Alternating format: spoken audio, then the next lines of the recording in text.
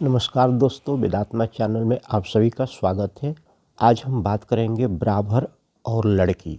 ब्राह्मण और लड़की के बारे में चाणक्य जी कहते हैं कि ब्राह्मण और लक्ष्मी के बैर की चर्चा करते हुए कहते हैं कि जिसने क्रुद्ध होकर के मेरे पिता समुद्र को पी लिया, जिसने गुस्से में मेरे पति को लात मारी, जो बचपन से ही अपने मुंह में मेरी बैरिणी सरस्वती को धारण करते हैं और जो शिव की पूजा के लिए प्रतिदिन मेरे घर कमलों को तोड़ते हैं, इन ब्राह्मणों ने ही मेरा सर्वनाश किया है। अतः मैं इनके घरों को छोड़े रहूंगी।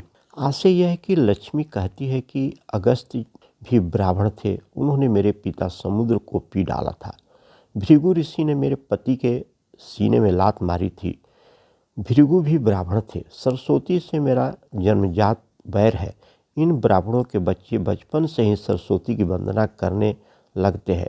शिव की पूजा के लिए सदा कमल को तोड़ते रहते हैं। कमल मेरे घर के समान है।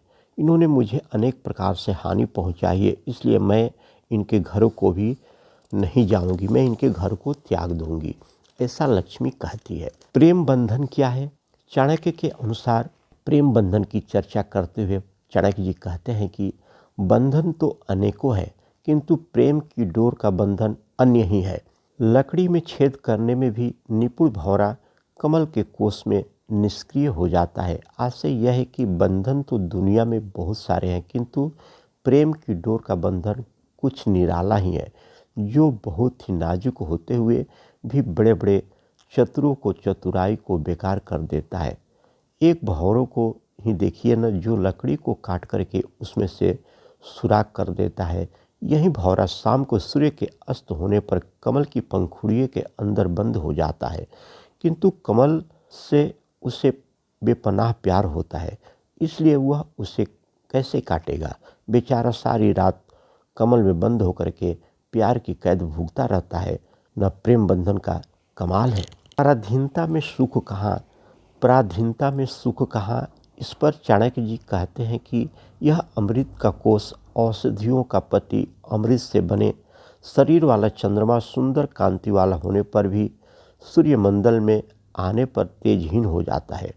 दूसरे के घर में आने पर कौन छोटा नहीं होता है।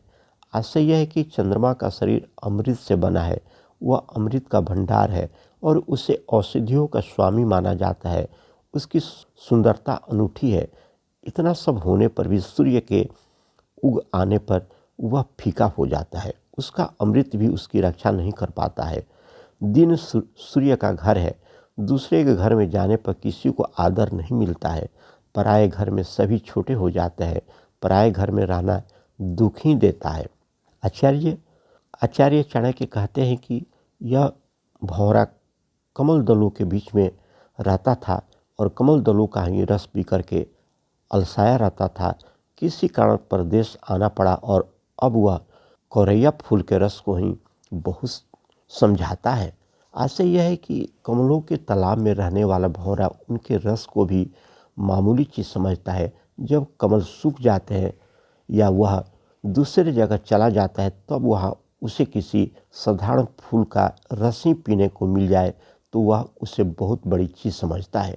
आशय एक संपन्न परिवार का व्यक्ति जिसे घर में प्रत्येक सुख सुविधा मिली है, कभी बाहर जाता है तो वह उसे वे सुविधा नहीं मिल पाती है, वह उसे कुछ भी मिल जाए मजबूरी में उसी में संतोष करना पड़ता है। दृढ़ता क्या है? आचार्य चाणक्य कहते हैं कि कट जाने पर भी चंदन का वृक्ष सुगंध नहीं छोड़ता है। बूढ़ा हो जाने पर भी हाथी अपनी लीलाओं को नहीं त्याग देता। कल्लू में पेरी जाने वाली भी एक मिठास को नहीं छोड़ देती। इसी प्रकार से गरीब हो जाने पर भी कुलीन अपने शील गुणों को नहीं छोड़ते। आशय यह है कि चंदन का वृक्ष चाहे कट जाए परंतु अपनी सुगंध को नहीं छोड़ता। हाथियों के दल का राजा बूढ़ा हो जाने पर भी अपनी आदतों को नहीं छोड़ता।